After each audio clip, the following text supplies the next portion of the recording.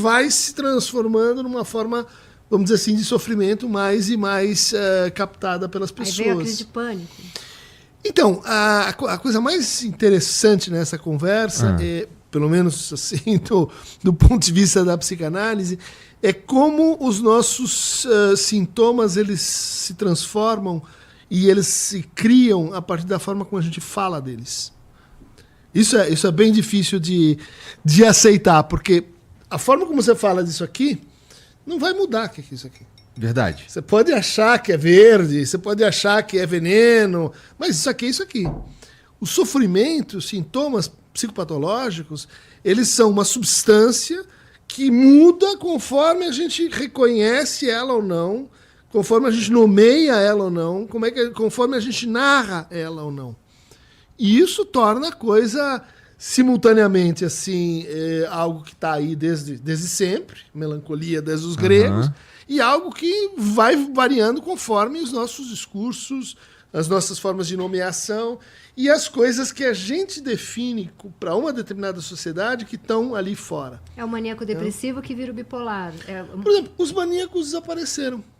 O 1801, Pinel escreveu um tratado chamado Tratado Médico Filosófico, onde o problema principal era a mania. Hoje, diagnóstico raro. Porque os maníacos estão gravando podcast de noite, vendendo nas agências de marketing, virando psicanalista, tentando o dia inteiro.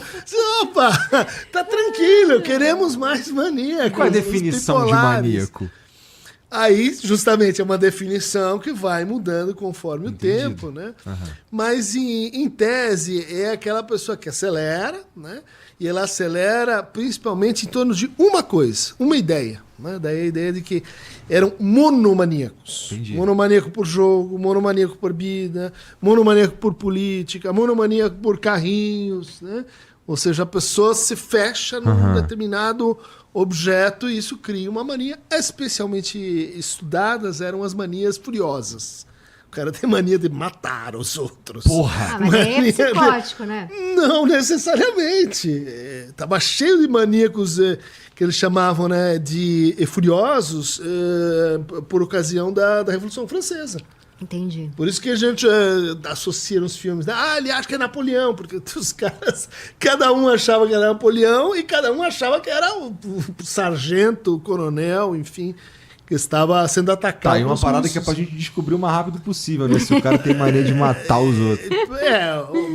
Ou mania de matar simbolicamente os outros. Mas daí você tá falando. Mas daí você tá falando de um maníaco do parque, você não tá falando do mania de. Mas tem manias mais brandas, né? Mania.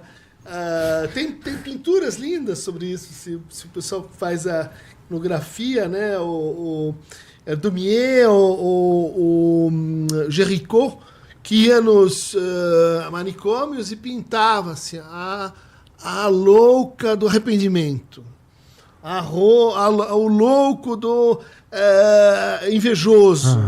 Imaginando que tinha uma cara, que era a cara do maníaco do tipo A do tipo B, né? Que coisa. Bom, isso é o que você está dizendo é que essas definições, elas inclusive podem mudar ao longo do tempo, né?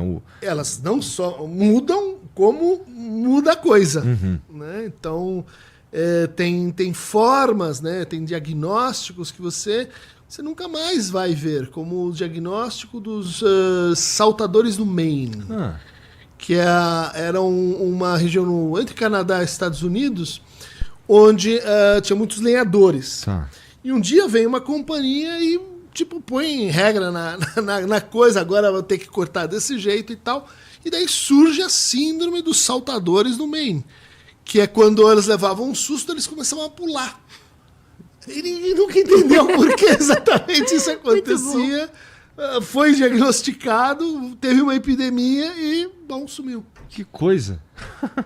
Teve uma dessas no Maranhão, em 1700 na época da independência, em que você tinha o beriberi, né, que é uma doença orgânica que faz as pessoas ficarem fracas. Né?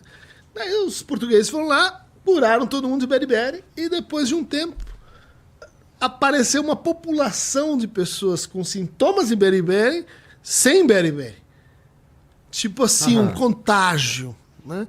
E daí foram estudar, isso tinha a ver com o fato de o Brasil ter sido tornado independente, eles se sentirem inseguros, e viram que quando aquelas pessoas sofriam daquele jeito, elas eram tratadas. Veio um rolou uma médico, carência. rolou um eu também quero tratamento para mim. Muito bom. Muito interessante, Genial. E né? tem aquelas pessoas que se juntam porque tem um líder espiritual e todo mundo se mata junto. Não, tá, mas aí é outra... Não, mas Outra vibe.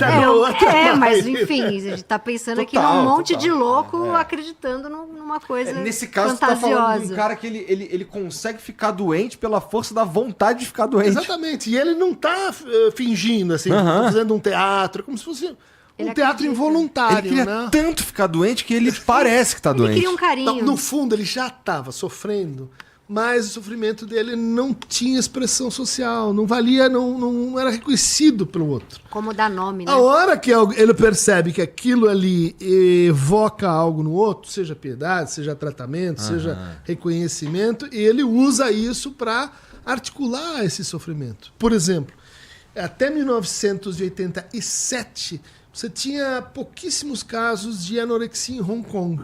Hong Kong é um protetorado britânico até aquela época. E não sabia explicar por quê. Porque em países como Nova Zelândia, Austrália, Estados Unidos, você tinha uma epidemia de anorexia, mas lá não. Falava inglês, mesma cultura, mas lá não. Até que a princesa Diana fez uma famosa entrevista dizendo, olha, vocês acham que eu tenho uma vida feliz, que eu sou a princesa, casada aqui no Palácio Buckingham, mas eu venho a público dizer que eu sofro. E eu sofro com uma coisa Bulímica. que é a bulimia. Em 2 anos você tinha uma epidemia de bulimia Me Too. Antes de eu chamar Me Too, o movimento feminino era bulimia, ou melhor dizendo, anorexia Me Too, porque as mulheres em Hong Kong olharam para aquilo e disseram, eu tenho esse negócio. Eu tenho, que parece que eu sou uma princesa, Que eu estou sou bem feliz. casado, que eu sou feliz e etc. Mas tem algo aqui que eu não estou conseguindo articular. É um jeito de dar nome pra angústia, né? É um jeito de dar nome para angústia, mas também para conflitos mais específicos. Mas- Né? Conflitos de gênero, conflitos com a lei simbólica, conflitos com o corpo. Cada conflitiva específica, ela convida a ser reconhecida de uma forma. Né? Você tem uma ideia monomaníaca, uma ideia obsessiva, é diferente de você ter um braço paralisado. Né? São conflitos diferentes. Entendi. E assim, a gente tem se acentuado esse fenômeno ou não? Assim, a gente observa Qual deles? esse fenômeno das pessoas. Vamos lá, surge alguém falando de alguma coisa e, por exemplo, você é muito fã de alguém que falou alguma coisa e daí, por efeito da força das redes sociais, qualquer coisa assim, será que a gente está tendo isso agora? Fascismo, né?